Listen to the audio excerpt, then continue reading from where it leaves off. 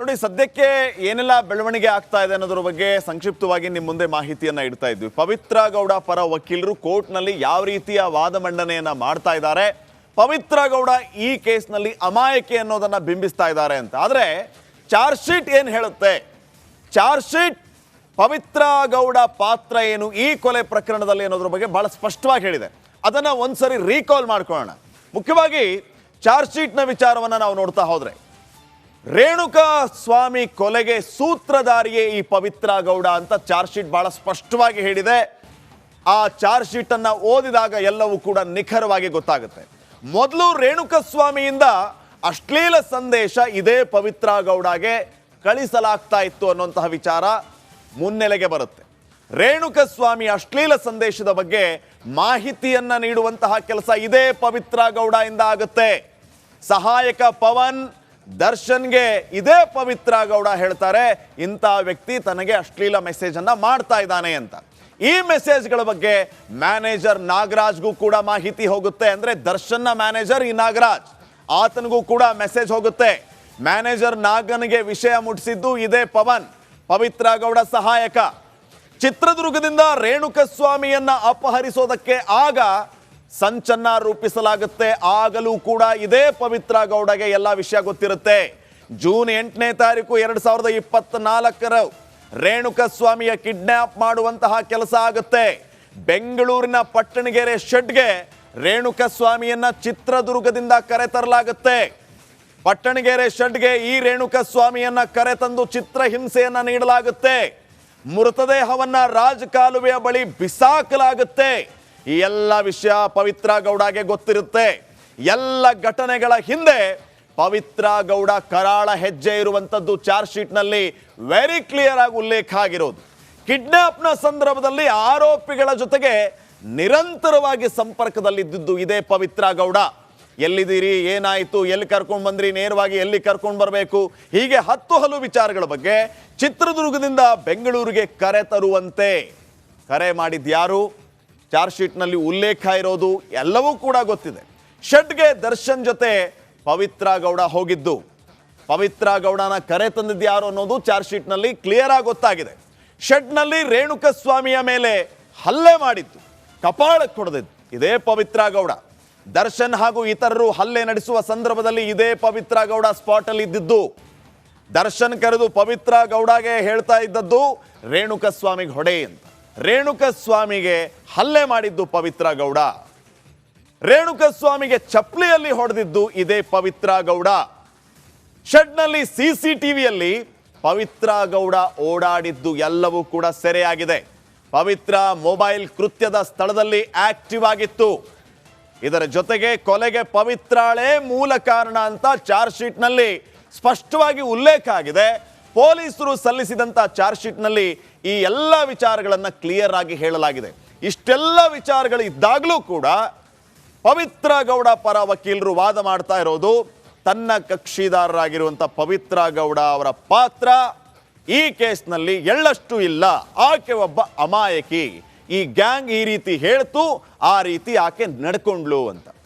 Fine, ಇನ್ನಷ್ಟು ಮಾಹಿತಿಯನ್ನ ಪಡೆದುಕೊಳ್ಳೋಣ. ನಮ್ಮ ಪ್ರತಿನಿಧಿ ಮಾದೇಶ್ ಈಗ ನೇರ ಸಂಪರ್ಕದಲ್ಲಿ ಜಾಯ್ನ್ ಆಗಿದ್ದಾರೆ. ಇನ್ನಷ್ಟು ಮಾಹಿತಿಯನ್ನ ಕೊಡೋದಕ್ಕೆ ಮಾದೇಶ್, ಗಮನಿಸ್ತಾ ಇದ್ವಿ ಡಿ ಗ್ಯಾಂಗ್ ಅಂತಂದ್ರೆ A1 to A17 ಇವರೆಲ್ಲರೂ ಕೂಡ ಒಂದು ಗ್ಯಾಂಗು ಅನ್ನೋ ರೀತಿ ಇಲ್ಲಿವರೆಗೂ ಮಾಹಿತಿ ಬರ್ತಾ ಇತ್ತು. ಆದ್ರೆ ಈಗ ಪವಿತ್ರ ಗೌಡ ಪರ ವಕೀಲರು ಹೇಳ್ತಾ ಇರೋದನ್ನ ಗಮನಿಸಿದ್ರೆ ಮತ್ತು ಪವಿತ್ರ ಗೌಡ ನಡೆಯನ್ನ ನೋಡಿದ್ರೆ ನನಗೂ ಡಿ ಗ್ಯಾಂಗು ಯಾವುದೇ ರೀತಿಯ ಸಂಬಂಧ ಇಲ್ಲ ಅನ್ನೋ ರೀತಿಯಲ್ಲಿ ಪವಿತ್ರ ಗೌಡ ವರ್ತಿಸ್ತಾ ಇರೋದು. ಕಾರಣ ತನಗೆ ಜಾಮೀನು ಸಿಗಬೇಕು, ತಾನು ಅಮಾಯಕಿ ಅನ್ನೋದನ್ನ ಬಿಂಬಿಸಬೇಕು ಅಂತ. ಇದರಲ್ಲಿ ಎಷ್ಟು ಮಟ್ಟಿಗೆ ಆಕೆ ಯಶಸ್ಸಾಗ್ತಾಳೆ ಅನ್ನೋದು ಒಂದು ಕಡೆ, ಆದ್ರೆ ಈ ರೀತಿಯ ಹೊಸ ಆಟ ಯಾಕೆ? ಖಂಡಿತ ಶ್ರೀಪಾದ್, ಈಗಾಗಲೇ ಈ ಒಂದು ವಿಚಾರಕ್ಕೆ ಸಂಬಂಧಪಟ್ಟಂತೆ ಗಮನಿಸೋದಾದ್ರೆ ಒಂದು ಕಡೆ ಪೊಲೀಸರು ತನಿಖೆ ಮಾಡಿದಂಥ ಸಂದರ್ಭದಲ್ಲಿ ಪ್ರತಿ ಬಾರಿಯೂ ಕೂಡ ರಿಮ್ಯಾಂಡ್ ಅಪ್ಲಿಕೇಶನ್ನಲ್ಲಿ ಪೊಲೀಸರು ಒಂದು ಅಂಶಗಳನ್ನು ಉಲ್ಲೇಖ ಮಾಡುವಂಥ ಕೆಲಸವನ್ನು ಮಾಡಿದರು. ಅದು ಕೂಡ ಬಂಧಿತರಾಗಿರುವಂಥ ಎಲ್ಲ ಆರೋಪಿಗಳು ಕೂಡ ಸಮಾನ ಯೋಚನೆಯಿಂದ ಆತನನ್ನು ಕೊಲೆ ಮಾಡುವಂಥ ಉದ್ದೇಶದಿಂದಲೇ ಇವರು ಈ ಒಂದು ಕೃತ್ಯನ ಎಸಗಿದ್ದಾರೆ, ಆತನನ್ನು ಕಿಡ್ನಾಪ್ ಮಾಡಿದ್ರು, ಹಲ್ಲೆ ಮಾಡಿದ್ರು ಅಂತೇಳಿ ತನಿಖೆ ವೇಳೆ ಗೊತ್ತಾಗಿತ್ತು. ಜೊತೆಗೆ ಅದಕ್ಕೆ ಸಂಬಂಧಪಟ್ಟಂತೆ ಒಂದಷ್ಟು ಟೆಕ್ನಿಕಲ್ ಎವಿಡೆನ್ಸ್ಗಳನ್ನು ಕೂಡ ಈಗಾಗಲೇ ಕೋರ್ಟ್ಗೆ ಸಬ್ಮಿಟ್ ಮಾಡುವಂಥ ಕೆಲಸವನ್ನು ತನಿಖಾಧಿಕಾರಿಯ ತಂಡ ಮಾಡಿದೆ. ಅದಾಗಿಯೂ ಕೂಡ ಈಗ ಜಾಮೀನು ಅರ್ಜಿ ವಿಚಾರಣೆ ಬಂದಂಥ ಸಂದರ್ಭದಲ್ಲಿ ಈ ಪವಿತ್ರ ಗೌಡ ಅವರ ಪರ ವಕೀಲರು ಒಂದು ಬೇರೆಯದ್ದೇ ರೀತಿಯಾದಂಥ ವಾದವನ್ನು ಮಂಡಿಸೋದಕ್ಕೆ ಇಲ್ಲಿ ಮುಂದಾಗಿದ್ದಾರೆ ಅಂತಲೇ ಹೇಳ್ಬೋದು. ಈಗಾಗಲೇ ಯಾವಾಗ ಜಾಮೀನನ್ನು ಅರ್ಜಿ ಹಾಕೋದಕ್ಕೆ ಹೋದ್ರು ಆಗಲೇ ಅವರಿಬ್ಬರ ಮಧ್ಯೆ ಒಂದಷ್ಟು ಮುನಿಸಿಗಳು ಮತ್ತು ಅಥವಾ ತಾನು ಮುಂದೆ ಆಕೆ ಮುಂದೆ ಅನ್ನುವಂಥ ಒಂದಷ್ಟು ವಿಚಾರಗಳು ಕೂಡ ಆಗ್ತಿತ್ತು ಅನ್ನೋವಂಥದ್ದು ಗೊತ್ತಾಗ್ತಿತ್ತು. ಯಾಕಂದರೆ ಫಸ್ಟ್ ಟೈಮ್ ಇಲ್ಲಿ ಈ ಒಂದು ಕೇಸ್ನಲ್ಲಿ ಫಸ್ಟ್ ಜಾಮೀನು ಅರ್ಜಿ ಹಾಕಿದಂಥ ಆರೋಪಿತ ಈ A1 ಪವಿತ್ರ ಗೌಡ ಆ ಒಂದು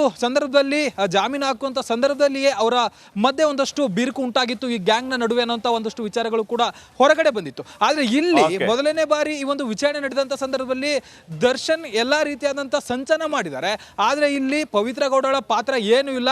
ಈ ಒಂದು ರೇಣುಕಾಸ್ವಾಮಿ ಮೆಸೇಜ್ ಮಾಡಿರುವಂಥ ವಿಚಾರವನ್ನು ದರ್ಶನ್ಗೆ ಹೇಳಿದ್ದನ್ನು ಬಿಟ್ಟರೆ ದರ್ಶನ್ ಅಲ್ಲಿಂದ ಆಕೆಯನ್ನು ಕರೆದುಕೊಂಡು ಶೆಡ್ಗೆ ಹೋಗಿರ್ತಾರೆ. ದರ್ಶನ್ನೇ ಆಕೆಯಿಂದ ಒಡೆ ಅಂತ ಹೇಳ್ತಾರೆ. ಒಡೆದಾದ್ಮೇಲೆ ಆಕೆಯನ್ನು ಮತ್ತೆ ಡ್ರಾಪ್ ಮಾಡ್ತಾರೆ. ಹೀಗಾಗಿ ಈ ಎಲ್ಲದಕ್ಕೆ ದರ್ಶನ್ ಕಾರಣ ಅನ್ನೋಂಥ ರೀತಿಲಿ ಪವಿತ್ರ ಗೌಡದು ಏನೂ ಇಲ್ಲ ಅನ್ನೋಂಥ ರೀತಿಲಿ ಅವರು ವಾದ ಮಂಡನೆ ಮಾಡ್ತಿದ್ದಾರೆ. ಇದು ಇನ್ನೂ ಕೂಡ ಸಾಕಷ್ಟು ವಿಚಾರಣೆಗಳು ನಡೆಯುತ್ತೆ. ಅದಾದ್ಮೇಲೆ ಏನೆಲ್ಲ ಆಗುತ್ತೆ, ಆಕೆಗೆ ಜಾಮೀನು ಸಿಕ್ಕುತ್ತಾ ಇಲ್ಲೋ ಅನ್ನೋದನ್ನ ಕಾದು ನೋಡಬೇಕಿದೆ. Shripad. Okay, thank you Madesh ಮಾಹಿತಿಗೆ.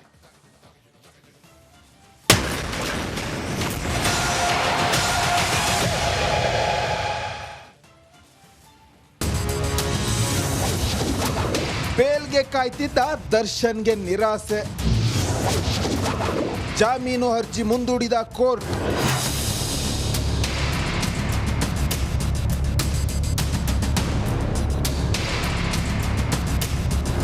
ರೇಣುಕಾಸ್ವಾಮಿ ಕೊಲೆ ಕೇಸ್ನಲ್ಲಿ ಕಂಬಿ ಎಣಿಸ್ತಿರುವ ಡಿ ಗ್ಯಾಂಗ್ಗೆ ಮತ್ತೆ ನಿರಾಸೆಯಾಗಿದೆ. ಬೇಲ್ ಸಿಗುವ ನಿರೀಕ್ಷೆಯಲ್ಲಿದ್ದ ದರ್ಶನ್ ಮತ್ತು ಲಿಪ್ಸ್ಟಿಕ್ ರಾಣಿ ಪವಿತ್ರ ಗೌಡಗೆ ಕೋರ್ಟ್ ಶಾಕ್ ಕೊಟ್ಟಿದೆ. ಇಬ್ಬರ ಅರ್ಜಿಯನ್ನ ಸೆಪ್ಟೆಂಬರ್ 30ಕ್ಕೆ ಅಂದ್ರೆ ಸೋಮವಾರಕ್ಕೆ ಮುಂದೂಡಿದೆ.